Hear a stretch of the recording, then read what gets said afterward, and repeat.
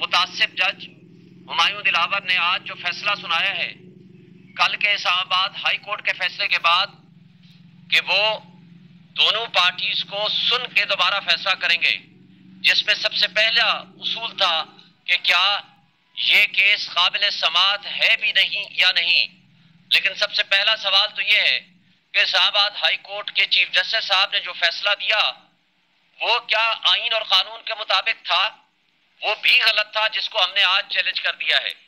जो शख्स पहले ही अपना माइंड डिस्क्लोज कर चुका हो और 2 दफा फैसला कर चुका हो, और उसने आज भी अपने फैसले में कहा है कि 2 दफा जो मैं काबिल समाअत होने पे फैसला दे चुका हूं, मैं उसी पर रिलाय करता हूं, यानी एक लाइन के अंदर इसके ऊपर फैसला सुना दिया।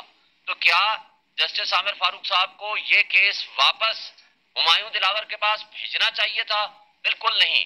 दूसरी बात, उन्होंने आज जो फैसला सुनाया है उसके अंदर हमारा मौक़िफ़ सुने बगैर one sided and ex parte decision दे दिया।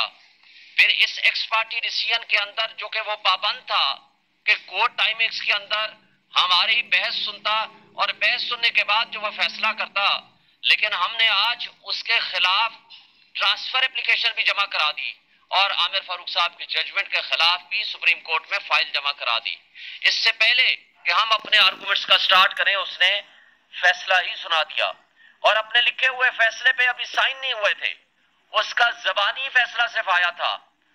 तो हमें ये बताएं कि ये बरगिरफ्तारी कैसे हो गई कि इस्लामाबाद पुलिस लाहौर भी पहुंच गई?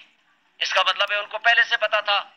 और अगर वो नहीं पहुंची, जो कि बाजार लगता है कि वो पहुंच चुकी थी, अगर वो नहीं पहुंची थी तो किस तरीके से उन्होंने वहां 5 मिनट के अंदर उनकी जमान पार्क के दरवाजे तोड़ के उनकी गिरफ्तारी कर ली?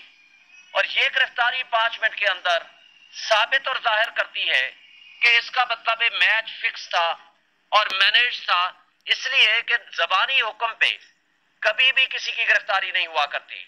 जब ऑर्डर नहीं लिखा गया, जब वो वारंट ऑफ अरेस्ट जारी नहीं हुए, आईजी या उसका नुमाइंदे को ये नहीं बताया गया, वो यहां से लेकर के लाहौर नहीं पहुंचा, उससे पहले गिरफ्तारी कैसे मुमकिन है? फिर आज आपने देखा कि ख्वाजा हारिस जो हमारे लीड काउंसिल हैं, उनके मुंशी को सुबह सवेरे नामालूम लोगों ने हाई कोर्ट के अंदर से उठा लिया और उनको अदालत से बाहर लेके उनको कहा कि आज के बाद आज किसी सूरत कोई पिटीशन और फाइल जमा नहीं होनी चाहिए। फिर मैंने अपने मुंशी को भेजा कि वो जाकर उसकी मदद करे, फिर उसको भी उठा लिया, जिसको कुछ देर बाद छोड़ दिया दोनों को। फिर मुझे खुद जाना पड़ा वो फाइल जाकर जमा कराने के लिए, किसी और जरिए से, वकला साहबान के जरिए से मैंने वो ट्रेस कराई फाइल। तो मुझे ये बताएं, ये कैसा निजाम इंसाफ है? क्या इस निजाम इंसाफ को हम कह सकते हैं कि हमारे मुल्क में आईन है, हमारे मुल्क में कानून है, हमारे मुल्क में अनडिक्लेयर्ड मार्शल लॉ नहीं है? आज पीटीआई के G8 के दफ्तर के अंदर सुबह सवेरे वीगो डाले पहुंच जाते हैं। मुझे ये बताएं, उनको कैसे पता था कि आज हर हाल में ये फैसला आना है? क्या हमारे यहाँ ये निजाम इंसाफ और कानून की हुक्मरानी है? क्या ये आईन की बालादस्ती की बात है? जो आज की फाशिस्ट हुकूमत, ये जो पीपल्स पार्टी और मुस्लिम लीग नून और JUIF जो आईन की मना रहे थे गोल्डन जुबली, इनको चाहिए आईन की बरसी मनाएं, इसलिए कि आईन को आपने मुअत्तल कर दिया। 8-8 मरतबा गिरफ्तारियां हो के भी अदालतों को से लोगों को इंसाफ नहीं मिलता। पीटीआई के वर्कर्स को क्रश किया जा रहा है, चादर चार दीवारी की पामाली हो रही है। मैं इस केस के हवाले से 2-3 मिनट और बात करके अपनी बात खत्म करूंगा कि आज जो फैसला दिया है मेरिट ऑफ द केस, आपको एक बात से बता दूं, जब आप हमारे गवाह नहीं आने देते तो आप कैसे कहते हो कि हमने शवाहिद पेश नहीं किए? भाई, हमारे गवाह पेश करना हमारा बुनियादी हक है। फेयर ट्रायल का कानून आईन आर्टिकल 10 ने हमें मौका देता है कि हम अपने मुकदमे को इंसाफ की बुनियाद पर और फेयर ट्रायल की बुनियाद पर फेयर चांस ऑफ डिफेंस हमें मिलना चाहिए। तो क्या वो हमें मिला?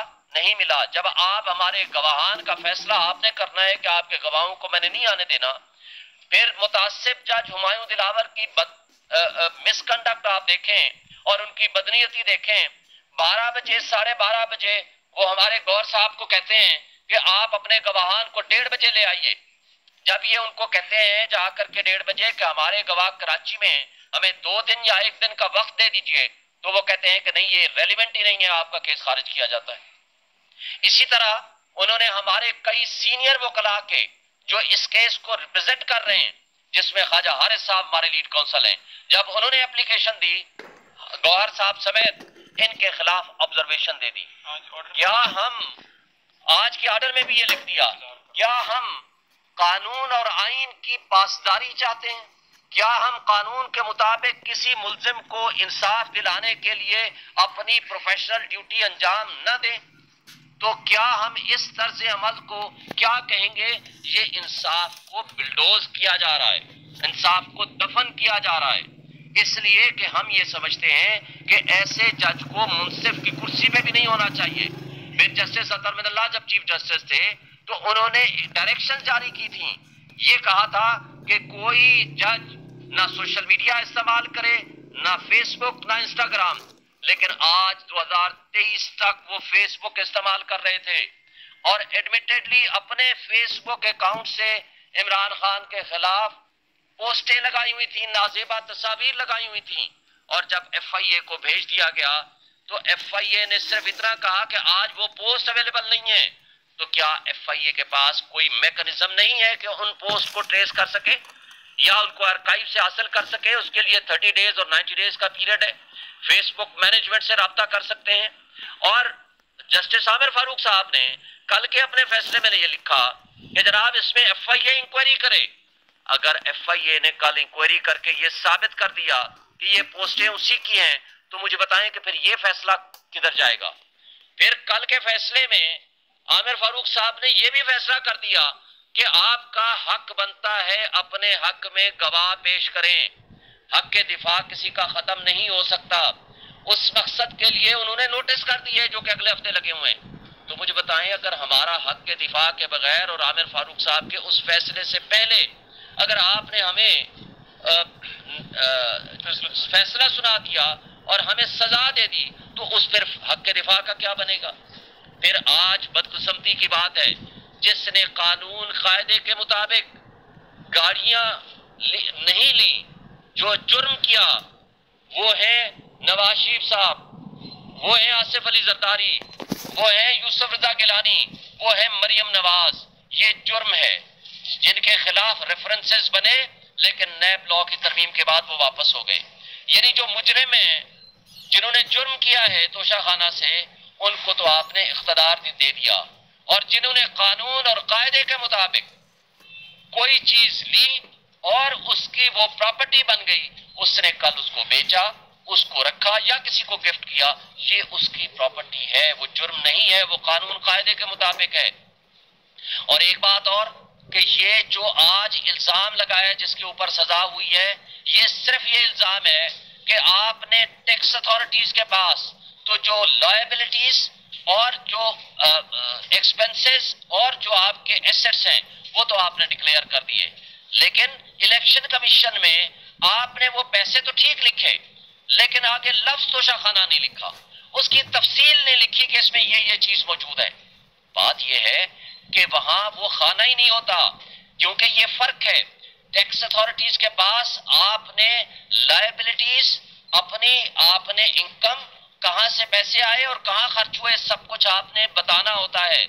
यहां आपने टोटल एसेट्स जो उस फाइनेंशियल ईयर में आपके पास मूवेबल एंड इमूवेबल होते हैं, आपने वो बताने होते हैं, और लिहाजा उनको हमने बता दिया।